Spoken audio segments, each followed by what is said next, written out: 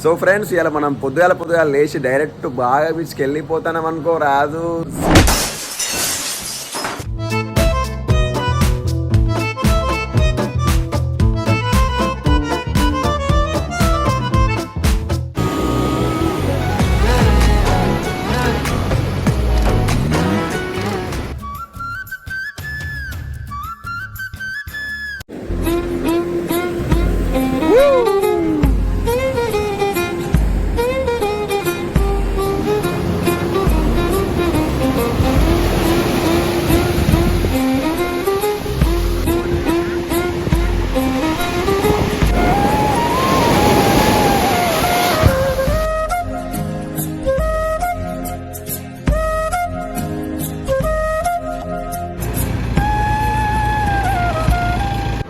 So friends, మనకి ఇక్కడ బీచ్లో నేను నిన్నటి నుంచి చూస్తాను, ఒక టవర్ వేసుకొని ఇట్లా కూర్చుంటారు. నేను ఏంటిదబ్బా అని చెప్పేసి అనుకున్నా. కాకపోతే మనోడిని ప్లాన్ ఏంటంటే, ప్లాన్ కదా యాక్చువల్గా, మనోడు సమాజ సేవ చేస్తాను అన్నట్టు.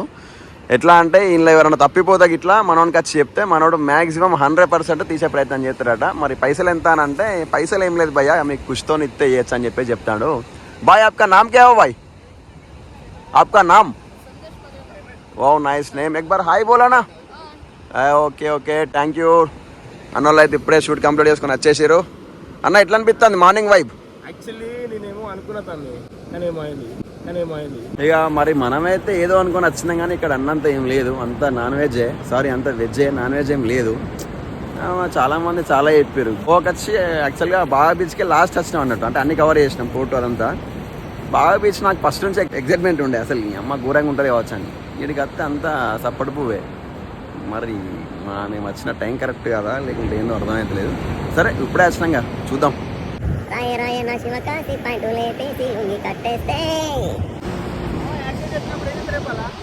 సో ఫ్రెండ్స్, మంచిగా బాగా బీచ్లో ఇప్పుడే వైపు స్టార్ట్ అవుతుంది. మంచిగా కలర్స్ అవి మొత్తం ఇప్పుడే వైపు స్టార్ట్ అవుతుంది. కాకపోతే మనకు ఫోన్ వచ్చింది, అర్జెంట్గా రూమ్ చెక్అవుట్ చేయాలి, రండ్రా బాబు అని. చిన్న మా జీవితం ఏం చేద్దాం అని చెప్పేసి అప్పుడేకి వెళ్ళిపోతాను.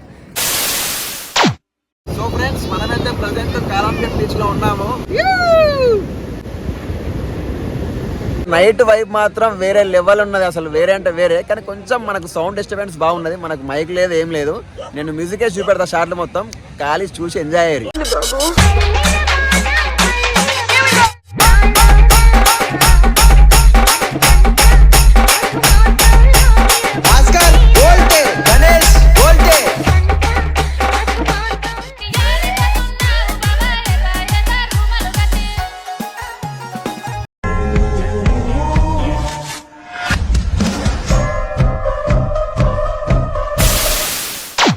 So hello guys, welcome back to Goa series day 1 or 2, ఏది గుర్తులేదు, అసలు అంత ఆయామయం అవుతుంది.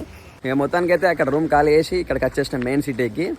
మేము వచ్చిన కాంచి దగ్గర ఒక 3-4 బీచ్లు. తమ్ముడు ఎన్ని? ఇది 4వ బీచ్. గోవా అన్నారు. ఇక్కడికి వస్తే నాకైతే ఏం వైబ్ అనిపించలే. ఇక ఫైనల్లీ దిలీప్ అని ఏమన్నాడంటే, తమ్ముడు ఇక్కడ ఫారినర్స్ వస్తారు, ఇది మంచి బీచ్ అని చెప్పేసి ఈ బీచ్కి అయితే పోతాను. మరి ఇక్కడ మన ఎక్స్పెక్టేషన్స్ రీచ్ అయితే లేదా అని చూద్దాం. సో ఫ్రెండ్స్, మొత్తానికి అయితే ఈ బీచ్లోకి వచ్చేస్తాం. ఇక కొంచెం వైబ్ అంటే ఇక ఓకే, కొంచెం వచ్చినట్టే, ఇక మరీ అంతే ఏం కాదులే అని. ఓకే, వచ్చినట్టే, ఇక రాలేదు అంటే రాదు, వచ్చినదాన్ని ఎంజాయ్ చేయాలి. సో ఇది మరి కథ.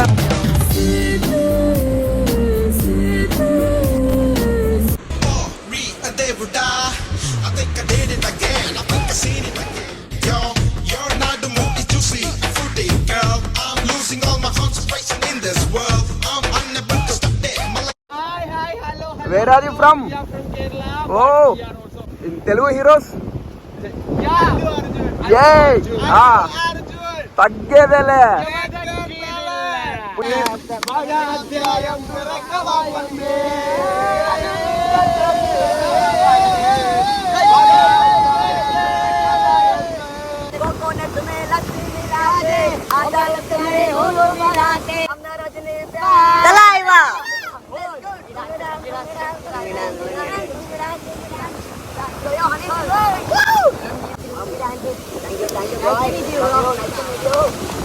సో గైస్, మనం ఈరోజు రూమ్ అయితే చెక్అవుట్ చేసేస్తున్నాం. So today last day of Goa.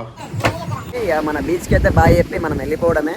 మనం 18th స్టార్ట్ అయినాం, నైట్ 19th లోపు ఉన్నాం. అంటే 20, 21, 22, 23 మొత్తం 3 రోజులు కవర్ చేసినాం. మాకు అనిపించింది. అయితే నేను చెప్పిన కదా బాగా బీచ్ నాకు అంత వైపు రాలే అని. నిజానికి నిన్న నైట్ 12కి మనలో నన్ను కత్తికొట్టిపోయారు.